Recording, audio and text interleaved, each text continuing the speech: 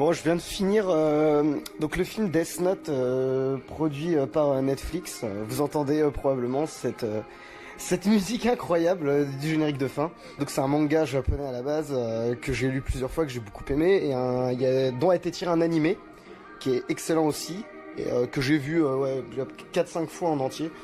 Donc juste avant, je voulais revenir sur un truc, c'est chez les spectateurs, je vais baisser un peu cette musique de merde. Il y a une catégorie de spectateurs de films en fait qui m'insupportent vraiment, c'est les fanboys.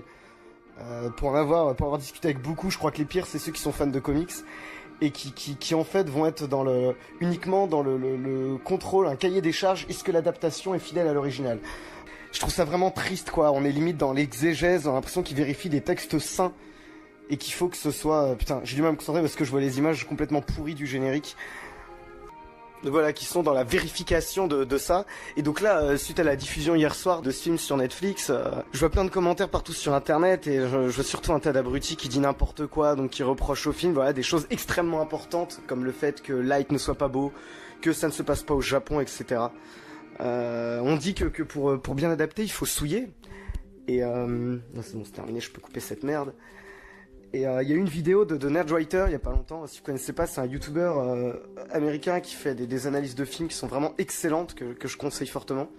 Et donc sur sa vidéo sur Ghost in the Shell, il dit que pour adapter un film, pour adapter une œuvre, il n'y a même pas besoin de la respecter, il faut juste avoir compris ce qui faisait son originalité. Alors, ce qui faisait l'originalité de Death Note, bien sûr il y a la thématique, opposition, deux visions de la justice. Light, donc le héros, possède un bouquin qui lui permet de tuer le nom de ceux qu'il écrit dedans, et donc il décide de mettre à mort tous les criminels épargnés qui ont échappé à la justice. Et donc on oppose à cette vision-là de la justice institutionnelle, défendue par le personnage de L, qui est un enquêteur. Donc voilà, ça c'est la thématique. Alors ça, c'est à peu près saisi par le réalisateur du film Death Note, là, que je viens de voir, à peu près.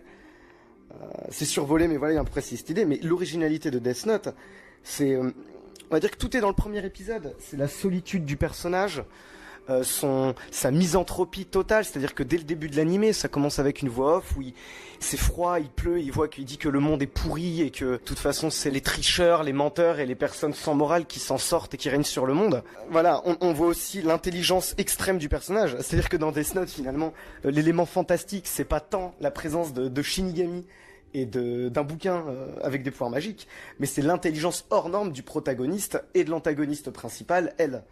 Voilà, il y a l'intelligence extrême du personnage, deuxième point qui fait l'essence de Death Note.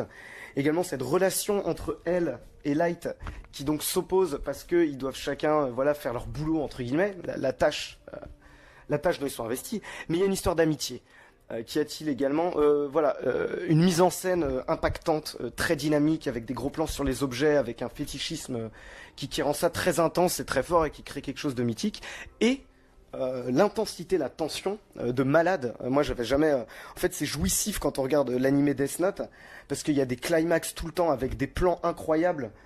Si on prend par exemple les plans du Joker dans The Dark Knight, voilà, c'est un peu ce genre d'idée, mais en beaucoup moins chaotique. C'est-à-dire qu'il y a quelque chose de jouissif quand on voit que le personnage de Light a toujours une longueur d'avance à la fois sur les autres personnages et sur le spectateur. Et quand on se dit « Ah mais là il a pas pensé à ça, et la personne a appelé tel numéro », non, il y a pensé et il le dit. Donc tout ça, voilà, tous ces éléments constituent l'essence de Death Note, à mon humble avis. Et ce qui est d'autant plus flagrant, c'est que dans le premier épisode de l'animé, qui dure 20 minutes, tous ces éléments sont réunis. Dans le film, il n'y a aucun de ces éléments. Le mec qui a fait ce film n'a rien compris à Death Note. Donc le personnage de Light n'est pas du tout intelligent. À aucun moment il élabore des plans complexes et brillants pour éliminer ses ennemis. Toute l'ambiguïté du personnage ici disparaît, c'est-à-dire qu'il n'y a aucune nuance, il est gentil et c'est je veux tuer des méchants. Et du coup, quand il se met à tuer ceux qui l'empêchent d'atteindre son objectif, donc qui ne sont pas des tueurs, c'est pas lui qui le fait, c'est sa copine. Donc je viens de dire sa copine, oui, donc la solitude de Light n'est pas là non plus, puisqu'il est avec une fille, une histoire d'amour qui tombe de nulle part à laquelle on croit pas du tout, et donc qui décide de faire la justice ensemble. C'est une catastrophe totale. En fait, les gens qui chialent sur le film là depuis 24 heures sur internet, ils sont dans l'opinion vraie, c'est-à-dire qu'ils ont raison de chier dessus, mais ils chient dessus pour de mauvaises raisons. On s'en bat complètement les couilles que ça se passe pas au Japon. Ce qui compte, c'est que pour adapter, il faut avoir saisi un minimum l'idée de base, le principe de Death Note. Il n'a absolument pas compris. En termes de mise en scène, c'est d'une pauvreté hallucinante. On se fait chier, quoi. Alors, ça dure 1h30. Les musiques, les choix musicaux, mais sont catastrophiques. Il y a une séquence, bon, pseudo-climatique vers la fin, où là je me dis putain, il y a un truc un peu cool visuellement avec une grande roue qui s'effondre, et là, ralenti et une musique à la con, je me demande si c'est pas du Scorpion. Ça me fait penser aux parodies là, tirées du Saturday Night Live, où ils reprennent plein de scènes de morts de films en mettant what you say. Et du coup, ça se pète complètement la gueule à l'image de cette grande roue qui s'effondre. Rien ne va dans ce film. Le personnage de Elle, donc qui est censé être un gamin à moitié autiste, isolé et bizarre, bon, c'est peut-être l'élément le moins raté du film, mais qui est quand même complètement manqué, parce que là, le mec est cool, le mec montre son visage. C'est-à-dire que dès le premier épisode de l'animé, le personnage de Elle, voilà, où il fait peur, ce n'est qu'une voix au début déformée, ça crée une tension, un mystère. On le voit avant, on le voit dès le début, son visage. Une scène où il met un coup de pression à Kira en parlant devant les caméras de télévision et en faisant une manipulation pour dire voilà, maintenant je sais où tu es, et pour créer cette intensité montante entre ces deux personnages. Pas du tout. La force de déduction, cette partie d'échec entre les personnages, partie d'échec mentale qui était mais jouissive dans Death Note, n'apparaît pas du tout ici. C'est vraiment une grosse merde, quoi.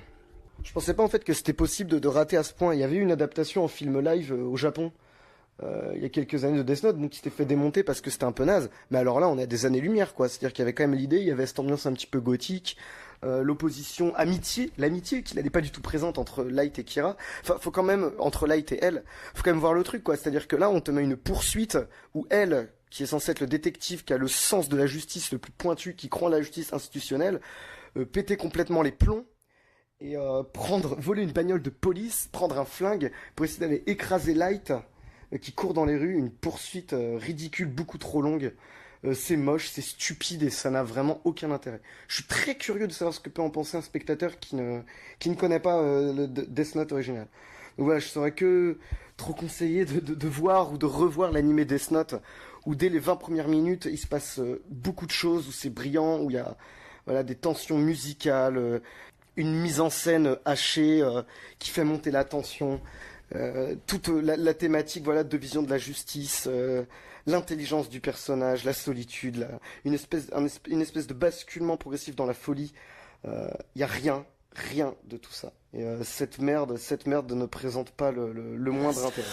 What you say, that you only meant well, 'cause you did. What you say, that it's all for the best, 'cause it is. What you say.